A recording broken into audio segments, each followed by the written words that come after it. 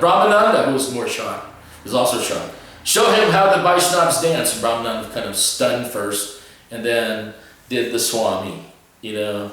And so I drifted back to that 501st person. I couldn't even see Prabhupada on the Vyasasana from where I drifted back. And all the devotees were just doing, you know, the mud. So I figured at this point in time, I offended my spiritual master multiple times, day in a row, one after the other. And so I left my bead bag in the ashram, and I went outside the temple. And 2 blocks away was the river, where the Chicago River, Evanston ran away. We were in Evanston, but it was the river there. And so I was going to give up my life. So I got about a half a block away, and you hear this, Mahabudhi. And I knew the voice, and he said, he counted again, Mahabudhi, Prabhupada wants to see you. And I go, oh no, that's the last thing I want to do. I didn't want to get in front of Prabhupada again because I've offended him so many times. I just, you know, can I just give up my life peacefully? You know? Anyway, I didn't want to get Satsut Maharaj in trouble. So I went back, and then when we drove us to, he was staying outside the temple. And then I went and sat by the shoes, and then I can hear Prabhupada saying to Satsuri, so where is he? He goes, and someone said, he's sitting outside by the shoes. Well, bring him in here. So Prabhupada sounded kind of angry first. So I went in, I paid my obeisances. I remembered that. And first time, paid my obeisances to make sure, and got up with my head hanging down with, like, you know, this, and then Prabhupada goes, then Prabhupada was sitting to my right, like there, and said, this is my disciple, Mahabudhi Das. He's now going to tell you all about the preaching we're doing in colleges and universities and stuff like that. And I just like looked at Srila Prabhupada, and he had this huge smile on his face. Like, you finally understood, you're not the doer. So as a brahmachari, we kind of understand, we're not doing any of this stuff. We were just getting the reputation, or we're getting the credit for Prabhupada's doing all these things. So we learned as a brahmachari at that moment, he was like chuckling. And then across the room was the mayor of Evanston and some state senators, and so I had to speak for the next half hour explaining about colleges and stuff in Prabhupada's presence, and he was very, very proud, but at the same time kind of chuckling, realizing that, yeah, now when I hit the dumps as far as I don't know anything, I'm useless, I offended my spiritual, when I finally got into that platform, good, now I can engage you in devotional service. So it's a humbling platform that we should all learn, that we're not the doers. And during Prabhupada's time, that, you know, all the things, all these magic stuff that was going on, and there was a lot of magic stuff in the library part. We had so many letters and stuff that was happening, these were all being done by Prabhupada. So luckily we learned that at that time. As part of the library party, the Sankirtan, of course, we got to go to India every year.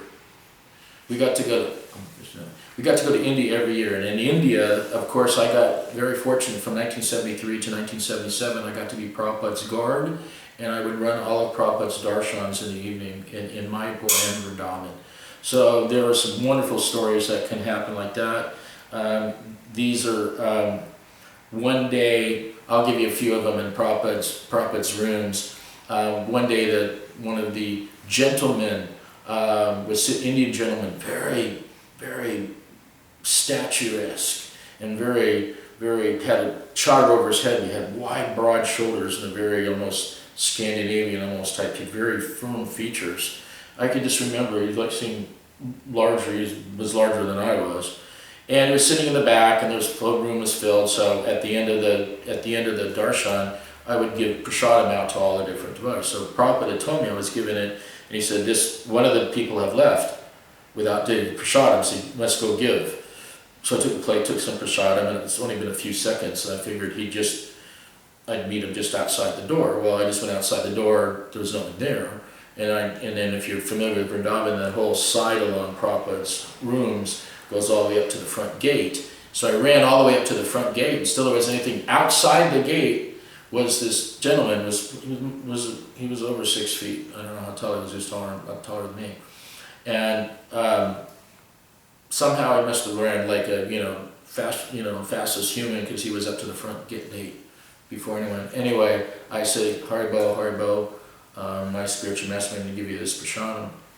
So I guess I gave the plate of prasadam, and he put his hand and says, your spiritual master is very kind, in English. And he was like very regal, and I'm going, who is this?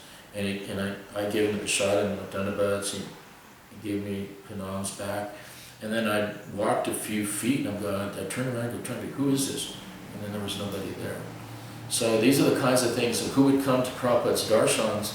Sometimes Prabhupada would tell us to put a Vyasasana on Gaura-Nitai's temple because Narada Muni was coming, or Lord Brahma was coming. So there were different, who came and who visited Srila Prabhupada during some of these darshans. This is one I remember that was very, very, never knew who that was, but it was somebody special for sure. Another time, it's a simple brahmachari when you're supposed to be giving prasadam to everyone. So one day in Vrindavan, the person who was supposed to make the sweets for Prabhupada was sick. He didn't make them. So now there's about 45 people that are all taking there, and Prabhupada would it's all right sometimes if he didn't give to the devotees, but he wanted everyone to take prasadam in a darshan, who comes to darshan, without exception. So I was trying to figure out there wasn't anything there, so I went back into the Radhasham Sundar's, the deity room, and took the Maha sweets that were going to be there to be offered, took them all, put them on a plate, covered it, came to Prabhupada. Now, as I'm coming to Prabhupada, it's bad enough that I took the sweets from Krishna, but I said, I'm going to offer this to your pure devotee. And then, so I'm standing in front of him, but I don't know, am I supposed to bow down and chant three prayers to offer? So I'm, which is awkward because all the people are right there. So Prabhupada looked at me like, what's he trying to do? And he finally, my dilemma was, I was trying to figure out, well, how am I supposed to offer this now? And he called me closer and he said, pull up the cloth that I had covering, and he just looked at us. Okay, now distribute. Oh. So in this way, Prabhupada could accept simply by taking, so this was by looking at it, and he accepted the offering, and then we distributed it. Another opportunity was in Mayapur, when I was sitting as his guard. Pishama, his sister, came in.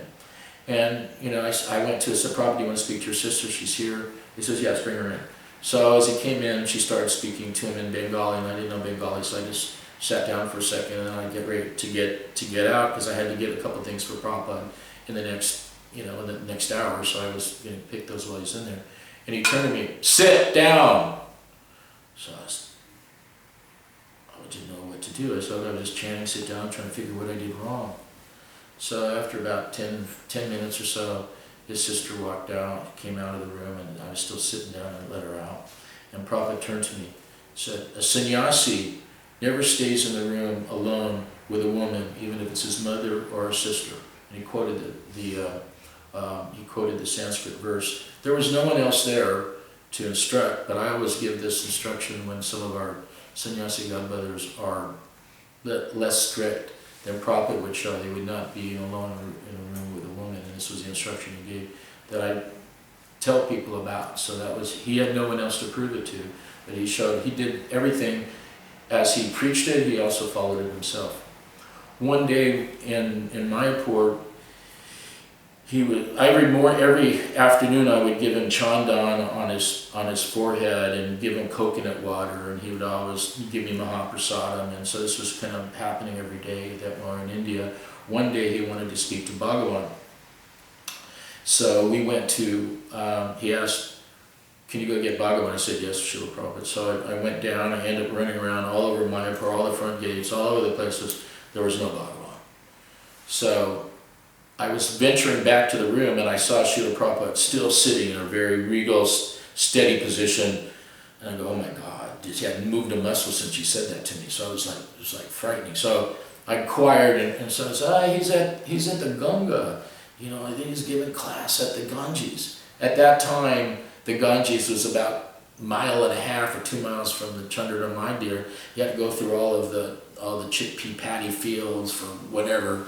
So I'm sitting there running, on the little tiny pathway that in between the chickpea paddy fields going to the Ganga. And I remember, just thinking that Prabhupada wants to see him, that it's my whole mission in life, is I have to bring Bhagavan here, because that Prabhupada was so staunch in doing that. So Bhagavan, I got to it and I said, Bhagavan, Haribo, I said, Prabhupada wants to see you. He said, okay, give me a little while and I'll come back. I said, no, I don't think you understand. Prabhupada wants to see you now. He said, I heard you, Mahabudhi. When I'm done, I'll go. I said, no, Prabhu, I don't think you understand. I said, either you're going to come willingly now or I'm going to knock you out and carry you. It doesn't matter either way, I'm going to deliver you to Prabhupada. So he saw that I was very serious, probably would have done that if he didn't come willingly, but anyway, that unfortunately, that's my Kshatriya nature. So he came, and when I got there, because Bhagavan was trailing behind me, when I got back to Srila Prabhupada, he was still sitting in that position, and once I got to say that, I said, Srila Prabhupada, Bhagavan was at the Ganga, he wasn't on the campus here, so I had to go out and get him and bring him here. And then he said, very good. And then and as I went outside the room and I felt like my heart just, because at that time it was like, Prabhupada was our whole whatever. If you pleased him or didn't please him, that was it. Your life depended on if he was pleased or not pleased, So that was one of the things that happened with Bhagavan in getting him for that time. There was also a lot of morning walks we had in Atlanta. One of the best things that happened to me, we would meet with Prabhupada, and Prabhupada was installing the deities in Atlanta, and that's where he told everyone that that he speaks directly to the deities. Rameshwar was speaking to a reporter who came there and said, no, we kind of get information, and Prabhupada turned to him, I was next to him, and turned to him and said, no, they speak directly to me. So this is our spiritual master, who Nitai and Gauranga speak directly to Srila Prabhupada. So you can imagine as a brahmachari, you're right next to him, and Prabhupada saying, no, they speak directly to me. So this is like, all of our speculations, well, it's in the heart and all this, but no, Prabhupada said, no, they speak directly to me. So I always remembered that. And then we were going on morning walks every day that were there, and they were so relishable, so many different darshans that we've had, so many different things that Prabhupada would say that was so important. One day he turned and he looked at the city of Atlanta from this park and he said, this will all be gone. He says, the people will leave this town and they'll all go into the, I'll go into the hills, and only the vigilantes, I think he said, would be left there. They will all be hassled so much they will leave. And I said something, well, yes, in the Bhagavatam it says toward the end of the Kali, he says, no, in your lifetime. So a little scared about that, because Prabhupada said, no, in your lifetime. So, that was Atlanta looking back, where he said things will get so bad that people will leave the city. So during the next days on the next morning walk, Srila Prabhupada had spoken directly to Ganeshan, later known as Bhakti Tirtha, and he gave him a personal instruction from the Bhagavad Gita, and I was feeling transcendently jealous that, oh my God, so fortunate Ganeshan is, or Bhakti Tirtha later, that he got this personal instruction from Prabhupada. So I was thinking, wow, I wish I had something like that. But anyway, good fortune for him. So the next morning, we were on a walk again, and I said, Srila Prabhupada, we're trying to represent you in universities and big professors and big universities and leaders and political leaders and stuff. We're just ordinary people. And I said, how can we better serve you like that? And he goes, Krishna's already helping. So, yeah, of course, we're not doing anything. And then anyway, then he looked at me and he said, you know this verse? And he quoted this verse, Te sam satata yuktanam bhajatam priti purvakam. Anyway, he said the whole verse, and I asked him if I knew it. I go, no. It was Bhagavad Gita 10:10. So he made me repeat it. Now there's about 30 people all around. He stopped on this walk and he's talking about 6.5 inches from my face, and he's saying, repeat it. Te sam, I'm going, te sam, satata, sata, yuktanam, bhajatam, priti purvakam, dadami, buddhi yogam tam, yenamam, upayantite. We went through the whole thing on it, and it made me to chant each one of it. And then he said the translation of it, and then he stopped, and then he said right to my face, very emphatically, you will chant this? And I almost felt like, like I'm going to be blown over in the back. Prabhupada was so strong and forceful. And I said, yes, Srila Prabhupada. And then he again said, every day? Yes, Srila Prabhupada. He nodded his head, and he walked forward and started walking. We were maybe 3 or 4 steps gone, and I was smart enough, I was off to the side this time, not trying to fall behind him. And then he turned to me and said, in this way, Krishna will always provide you the intelligence. So everyone was like, wow. And so this has been my mantra that I have to chant every day, ordered by Srila Prabhupada, that if I chant this every day, then whenever I need the intelligence, then Krishna will provide it. And I've seen in so many years later that that's actually been true. So, that is my personal thing that came from Prabhupada. And during the later years of the library party, we were writing him, we were requested by Tamal Krishna Goswami, whose office we're in right now. We were requested to, tell the details of what Bhakti Tirtha Swami and ours exploits, because then we went to behind the Iron Curtain. We were distributing books in all over Europe, and also in Czechoslovakia and Hungary and Romania and Eastern Europe, East Germany and Bulgaria, all these different places. And then and later also I was sent to Brazil and to do South America. So they wanted us to write these exploits, because so many mystical things were happening that we would just knock on the door and this stuff would, just take place. So we knew that we weren't the doer from my earlier brahmachari days, but we just watching so many mystical things happening in book distribution. So we would write all these, some cities would take 60 standing orders. Professors would take every library at every university in countries, things like that were taking stuff. So we also did India. So he requested us to write to Prabhupada. He said, Prabhupada is giving great strength from what you're doing. And then I know Prabhupada really appreciated this, because as a guard, when I was always allowed, and I was supposed to bring in his godbrothers who would come in and darshan if he wanted to talk to him, all of Prabhupada's disciples, I'd have to remove them.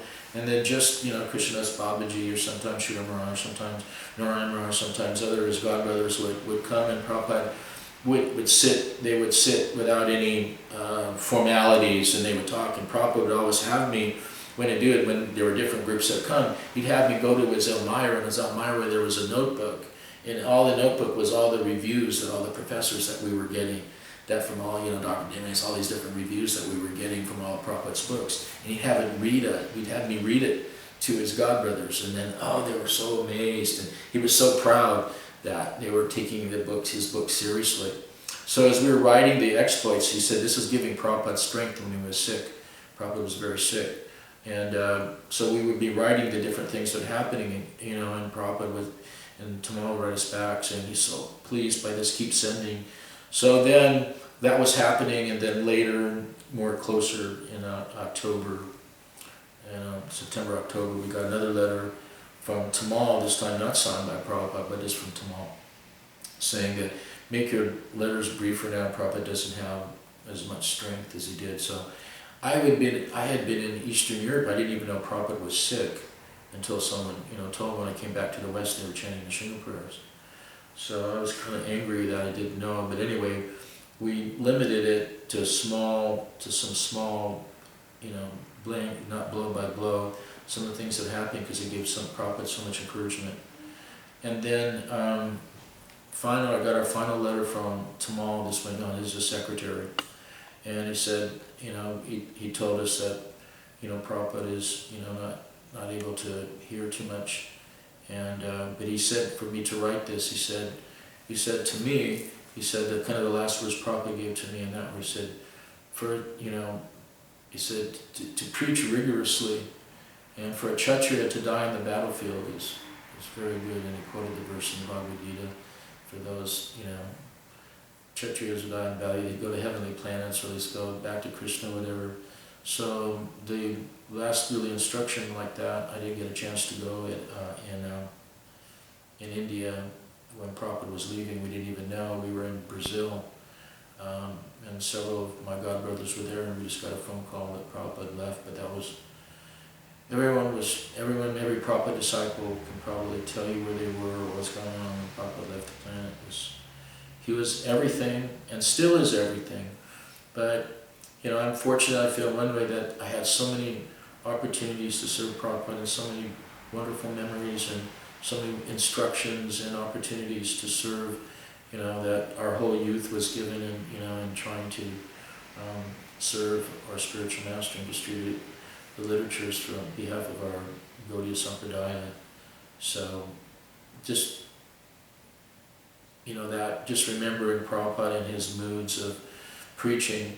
And if anyone's ever listened to his tapes or heard his lectures, you know, Prabhupada was so wonderful and made things so clear to whoever he spoke to, that you know, the Bhagavad Gita would just become like simple to understand and clarity, and this Prabhupada would do this all over the world. So we're so thankful that we had this opportunity to have his association.